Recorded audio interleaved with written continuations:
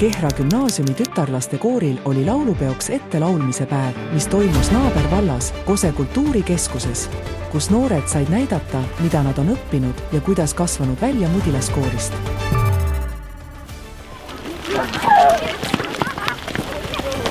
Ei ole kaua aega möödas, kui nad päris väikestena alustasid oma teekonda elu esimesele laulupeole. Kuidas sa saad sõpru, kui sa ei tohi võõrastega rääkida? Ja tsokid ja kummikud.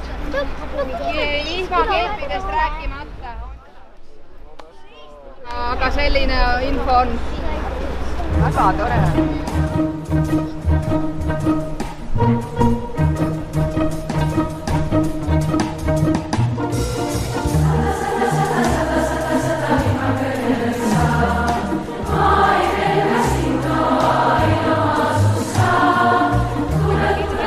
Võtma peale muidu. 13 lauluväljakult tagasi tantsijad ja läheb kella 16 lauljate ära.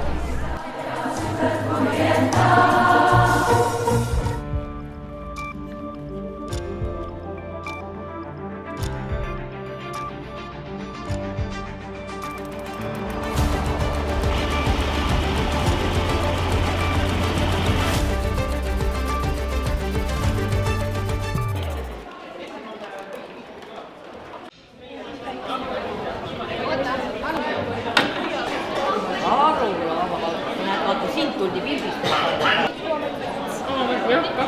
Yes. Esimesena laulab Maardu kunstide kooli lastekoor, teisena Kehra gümnaasiumi tütarlastekoor, kolmandana Kiili...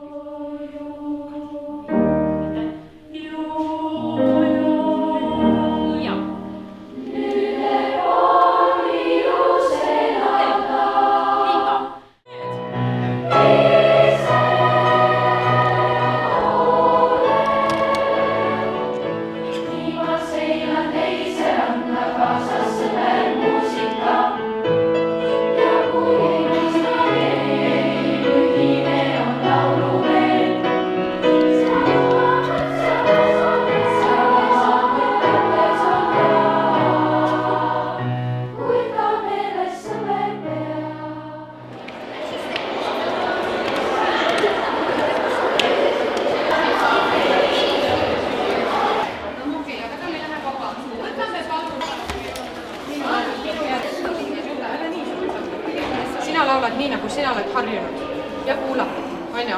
Aga et me võtame sellise kaarega, aga ma aitan sul seda sättida seal, eks, et kes tuleb.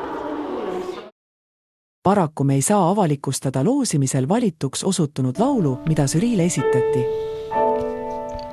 Kuidas laulu hinnati ja mis tunde see esitus jättis, sellest saame teada järgmisel ettelaulmisel, mis toimub aprillis.